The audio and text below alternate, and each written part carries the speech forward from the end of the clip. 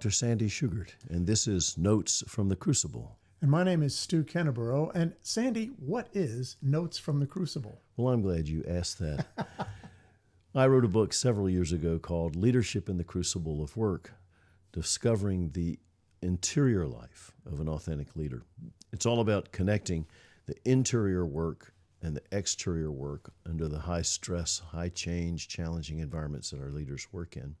It's about bringing your whole character into your work as one of your great resources, and how that character is formed by what you do every day. Well, this book has been translated, I'm glad to say, into several languages and is a conversation starter around the realities of leading at work in countries all over Europe and the U.S. And they've asked in discussion groups if I would help them with some discussion prompts, just to help them engage in conversation, sort of comparing notes among fellow travelers in the leadership journey.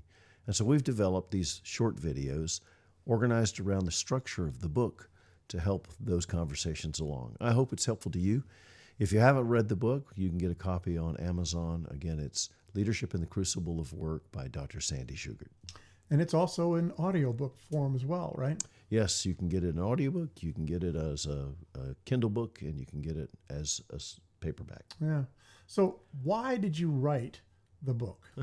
Well, that's a great question. I wasn't sure anybody needed to read it from the beginning, and I didn't set out to write a book. I set out to understand my own leadership journey. I was working hard early in my career and got this extraordinary opportunity to work at the very highest level of a huge organization. I was in over my head as the senior vice president of an enterprise, $1 billion enterprise, huge bureaucracy, multi-level politics, all the things that happen at work.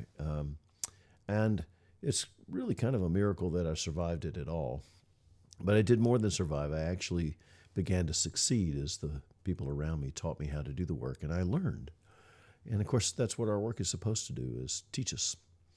And I learned all sorts of things about that specific enterprise, but also learned a lot of things that were part of the hidden curriculum of work, particularly the hidden curriculum of leadership. All those skills and techniques and faculties we develop in leadership that we don't teach people exactly. We don't talk about them in the textbooks. They're mostly political and interpersonal skills. And some of them are good, some of them are neutral, some of them aren't so good. As I practiced and succeeded, I discovered something really hard, Stu, that what I was doing every day, the way I was succeeding, and the tools I was using to succeed with weren't just causing my success, they were also causing my character to change. Okay. So the central premise of the whole book is that what you do every day, the work you do, the tools you use to do it, the habits of thought that you cultivate, the ways you treat other persons and expect them to treat you, the ways that you rationalize all of your actions, all these things are shaping you probably more powerfully than you're shaping them. So when you began to write this book, were you looking for like a list of things that people could do in order to be more effective? No, that's a good question, because there are lots and lots of how-to books on leadership. This is not one. There's no 10 immortal laws or 7 really good ideas or 3 perfect practices. What there is a long and very personal journey of self-discovery in the context of the labor you're called to do. And no one can do that work for you. So the real clue in all this is that metaphor of crucible. So as you read the book, you'll get the story of why that metaphor emerged for me. A crucible is this place where there's heat and pressure and reactivity and maybe corrosive byproducts. And there are times when that feels like a staff meeting to me. But those experiences can either deform your character, or perhaps, maybe, if we treat them correctly, they might actually form, even transform us and the community of work that we're in. That's what the book is about. Work doesn't have to be a hell on earth. It might be an Eden at times. It's usually somewhere in between.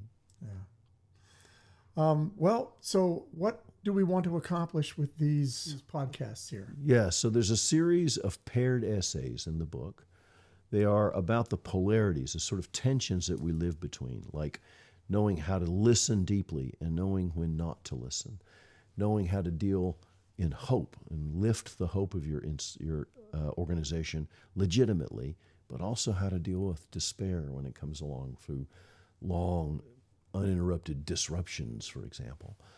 How to deal with doing all the good you can do and how to confront evil when it raises its head, and it may. Those are the kinds of essays here. These are not topics you find in a typical management book. They were the things that I discovered in my own interior workshop were informing the way I did my work. So we'll take those pairs of essays.